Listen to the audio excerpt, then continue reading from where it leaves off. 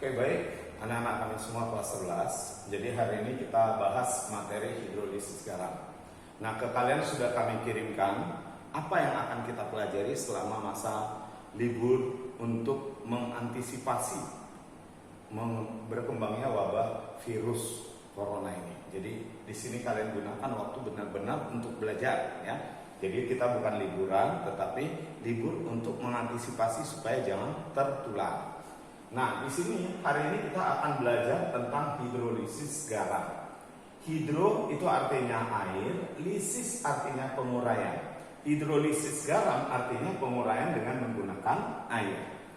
Nah, kalau kita lihat lengkapnya, hidrolisis garam itu adalah penguraian garam oleh air hingga dihasilkan asam saja, ya, atau basa saja, atau asam dan basa.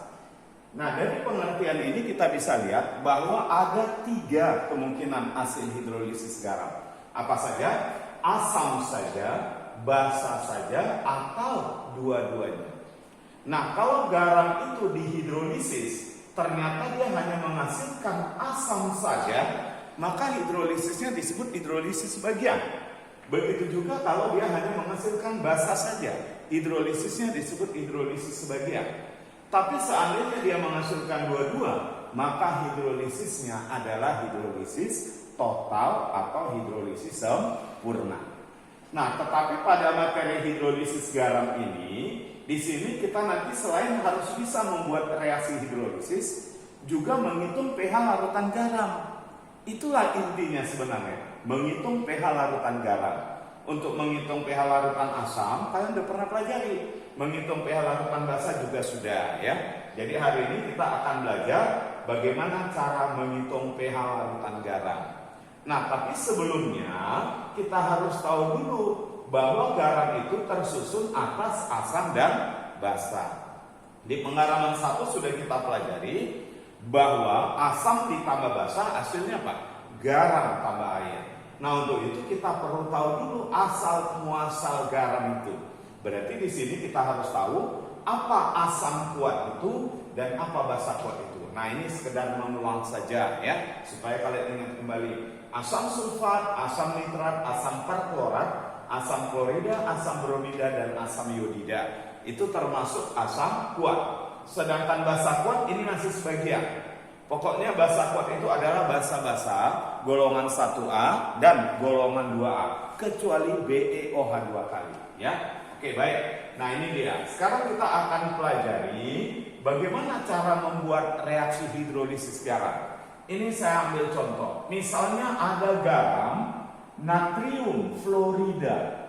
Kita elektrolisis. Nah, apa? Dia akan menghasilkan apa? Asam saja, basa saja, atau dua-dua. Nah, kalau garam natrium fluorida dihidrolisis, berarti garam natrium fluorida ini kita masukkan atau dilarutkan ke dalam air. Maka di dalam air akan terjadi ionisasi. Natrium fluorida akan terionisasi menjadi ion natrium dan ion fluorida.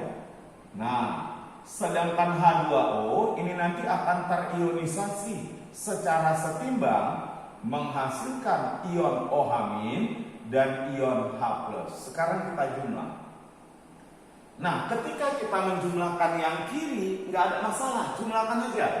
Berarti NaF ditambah H2O.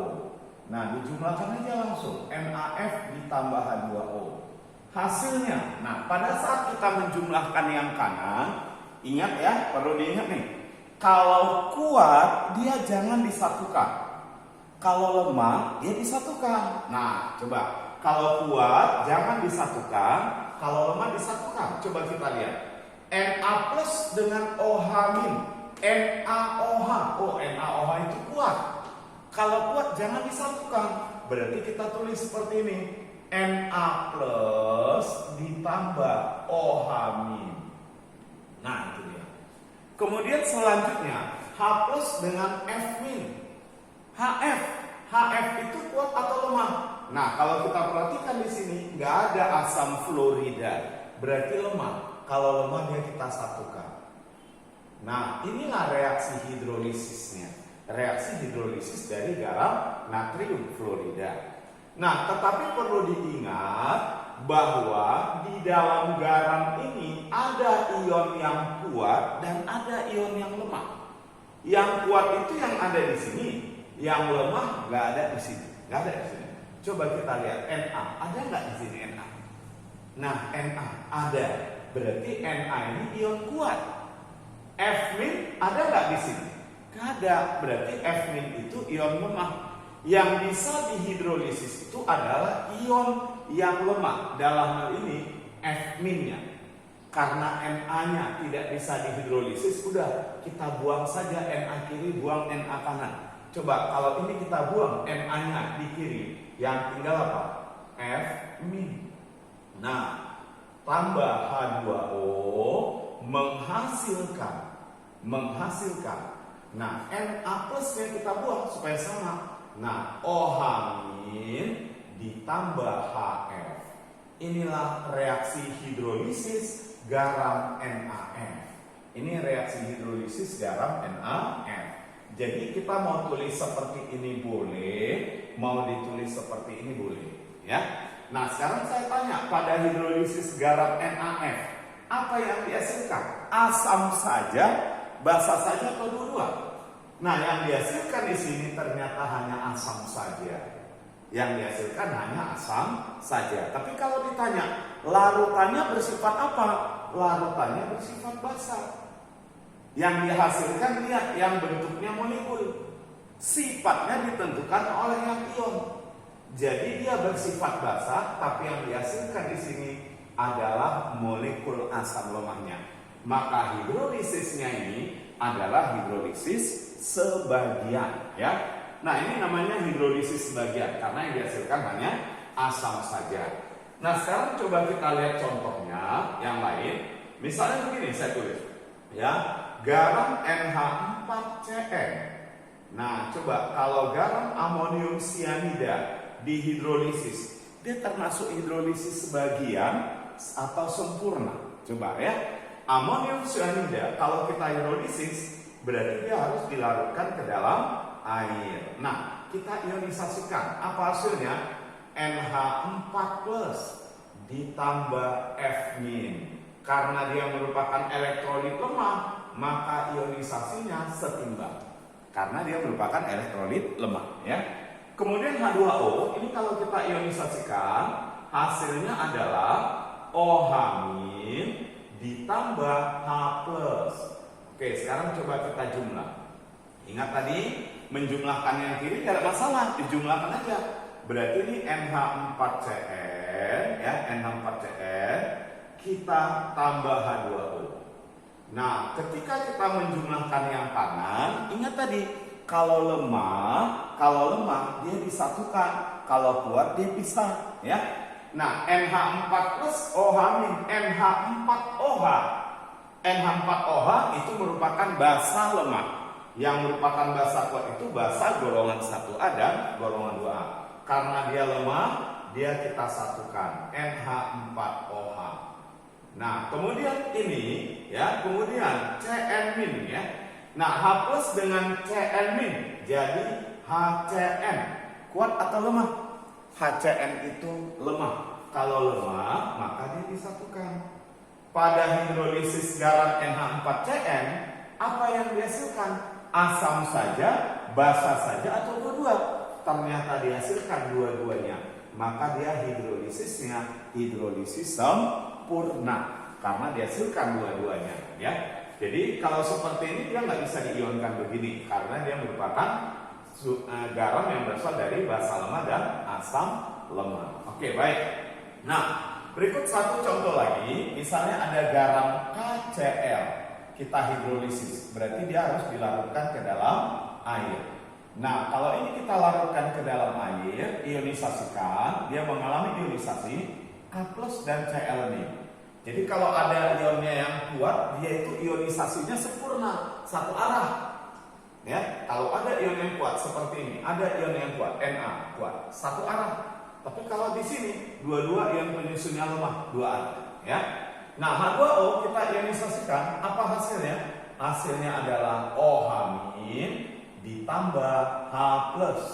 Sekarang kita jumlah. menjumlahkan yang kiri gak ada masalah, jumlahkan aja langsung ya. Berarti KCl ditambah H2O. Nah, ketika kita menjumlahkan yang kanan, hati-hati. Yang kuat tadi jangan disatukan. Kalau yang lemah kita satukan ya. K plus dengan OH- KOH itu kuat. Kalau kuat dia harus dipisah. K plus OH- ya. Kemudian H plus dengan Cl min HCl itu kuat kuat di sini HCl. HCl kuat. Nah, maka dia dipisah. H plus tambah Cl min. Nah, ini dia. Nah, kemudian tadi kita bilang yang bisa dihidrolisis adalah ion yang lemah. Nah, ini dua-dua penyusunnya kuat. Berarti dua-dua aja dibuang, tidak terhidrolisis. K plus dan Cl dibuang. Sehingga hasil akhirnya jadi begini. H2O, nah menjadi apa? Menjadi OH- dan H+. Nah, maka garam yang seperti ini dikatakan dia tidak terhidrolisis. Kenapa? Kita kembali ke definisi awal. Bahwa suatu garam dikatakan terhidrolisis kalau ada dihasilkan asam saja, atau basa saja, atau asam dan basa. Sementara di sini tidak ada dihasilkan asam ataupun basa. Nah, kalau ditanya apa sifat larutannya, sifat larutan garam ini adalah netral. Dari mana tahu netral? Kalau ada H+ saja itu bersifat asam, ada OH- saja bersifat basa, ada dua-duanya netral. Nah, sekarang ini tugas buat kalian ya. Ini ada tugas. Tugasnya apa? Tuliskan reaksi hidrolisis garam berikut. Tuliskan reaksi hidrolisis garam berikut. Nah, garam apa saja? Coba kita lihat ya. Yang pertama adalah garam amonium sulfat.